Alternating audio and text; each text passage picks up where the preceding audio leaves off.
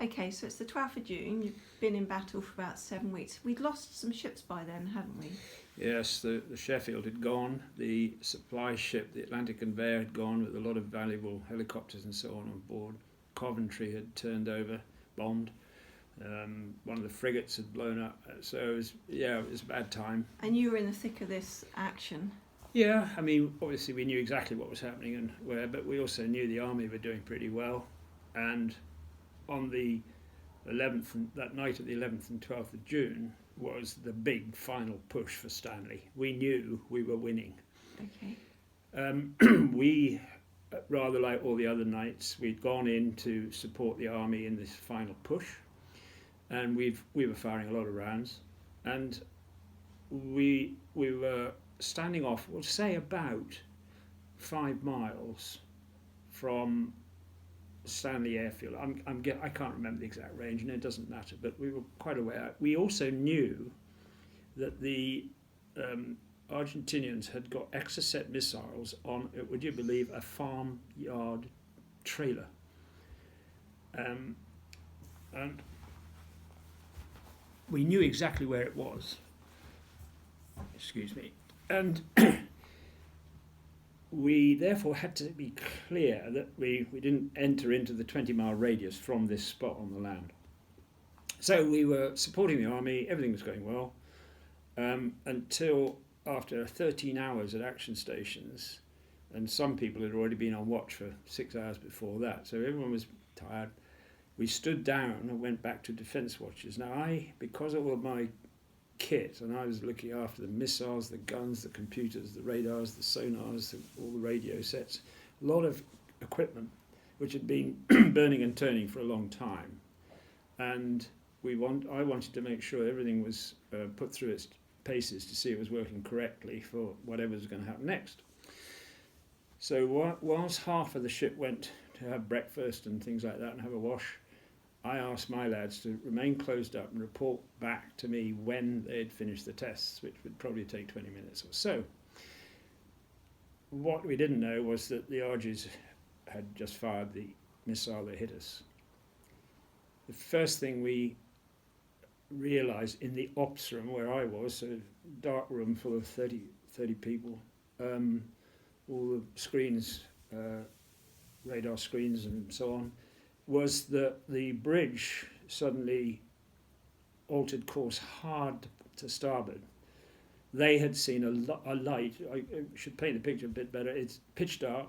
It's 6:30 something in the morning, and pitch dark, but there's a white light coming from the port quarter or port side, and I think the navigator and the officer of the watch did exactly what we'd agreed with the captain.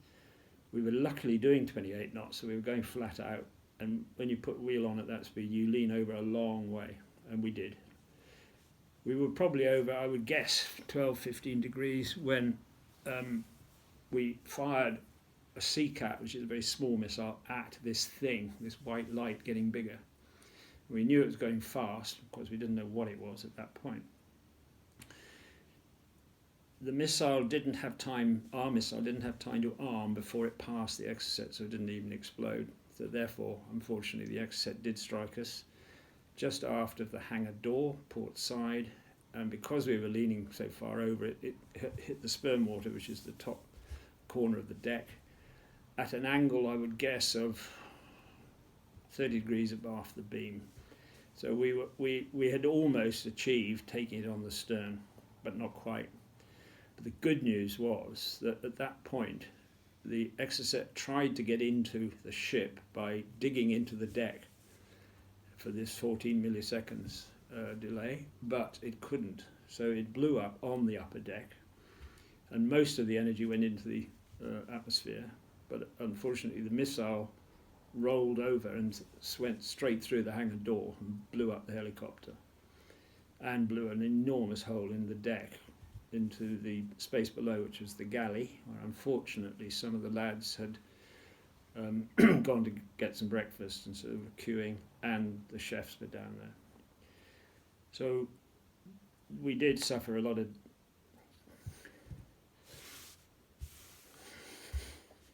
Okay. Yeah. a lot of people were killed, and a lot of people were injured, and we were on fire big time. There was one other weird thing. We suddenly started to take on a list to port, and we couldn't understand why.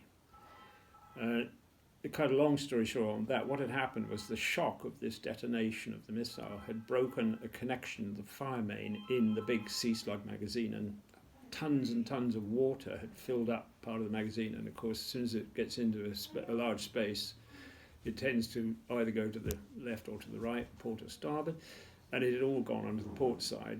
And it took us a little while to work out why we were leaning over so much, but eventually did some rounds of the magazine, found the water, opened the sluice valves, drained it down into the engine room, and they pumped it off out. And we came back upright, which was quite a relief. It's not a nice feeling leaning over. The fires were put out, took quite a long time, a lot of smoke damage. The injured were taken either to the wardroom, which was operating as an operating theatre, or they were taken to the flight deck to be flown off to Hermes. And unfortunately, I had two big 2-ton Sea Slug missiles on the launcher, which is right where the helicopters were trying to come in and land. There were flames everywhere, and I was worried in case one of these missiles was inadvertently sort of got fire damage and detonated or something. So I asked permission of the captain to discharge these 2 missiles somewhere into the Bundu, get rid of them. And he said, do it. We were on a safe bearing to get rid of them, so that was fine. What I didn't know was one of the Chinese laundrymen, we did have 5 of them on board, he decided it was time to get off the ship. He didn't like the sound of this, so he was literally swimming down to deck, through deep water, trying to get out onto the quarter deck and jump off the stern in the dark in a force 7, 8, whatever it was. He wasn't going to live if he got there, but luckily number 1 Chinese laundryman caught up with him and caught him on the guardrail, on the stern, as we fired these missiles. No man has ever stood within 100 feet of one of these things. He was within 10 feet of it when it went past him. Took all his hair off, all his clothes, and he was as deaf as a post for several days, but he didn't die, thank goodness. And there's a story in the book I wrote about it, which is, I'm not going to repeat now, but it is quite funny. But the good news is he recovered his hearing and he was fine. Meanwhile, the dentist and the doctor were busy trying to look after the guys who were injured, and there were some severe injuries, of course. We managed to keep going at 28 knots, which was pretty amazing, but of course there was nothing really wrong with the propulsion and the steering was fine. And as I said, the fires were put out and we headed east at speed to get away from any further attacks from perhaps aircraft and so on. We then transited about 200 miles, I think it was, to the east to the trawler area, which was the tug replenishment and logistics area where there were lots of other ships, and they set about repairing the damage. And one of the damage incidents was the main radar, which controls Sea Slug missile, had thousands of cables separated by the explosion. They repaired the lot. You spoke about the fact that you felt that quite a lot of time, although everyone was fighting, you felt alone. And you mentioned about actually when you got all that support, it really made you quite emotional. It made you feel very supported. Yes, I mean it's an odd thing, but when you're out to sea, although you know there are other ships around, you're a fighting unit. Obviously, you get to know each other really well. And by then, I'd begun to get to know my team very well indeed, of course. But you are alone, and we had our problems, technical problems, and trying to keep a ship of that complexity fighting fit for 7 weeks had taken a bit of a strain on us all. And to the users, the people down below in the engine room, they've been working flat out, the seamen manning the missile systems and so on. Everyone was working hard, and when we were told that the war was still on, obviously, and we were told that we had to go out and get repaired, we thought, gosh, this is an impossible task. And suddenly on board came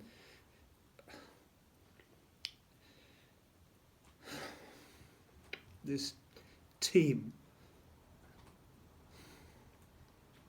Was there almost like a sense of relief that you could not switch off, but you just felt for some time it wasn't just you who had that responsibility? It was the team of people who were naval guys who, I wouldn't say they wanted to be fighting with us, but they were there to help, and my God, they helped us. And yeah.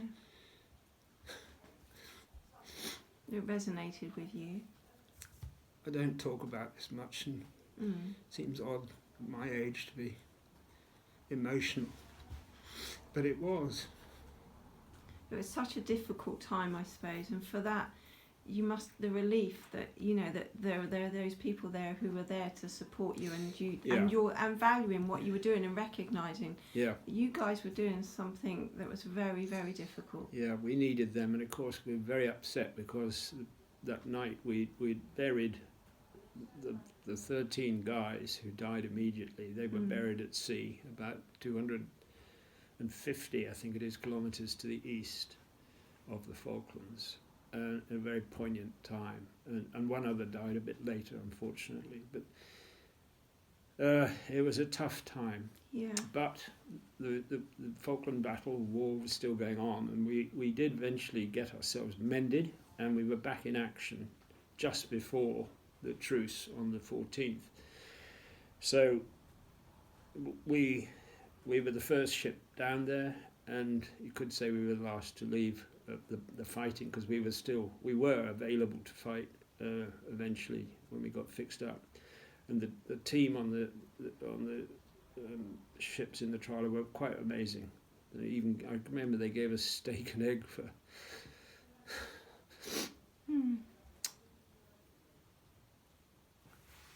Okay. I keep thinking of these guys who didn't come back at all. Yeah, which is understandable.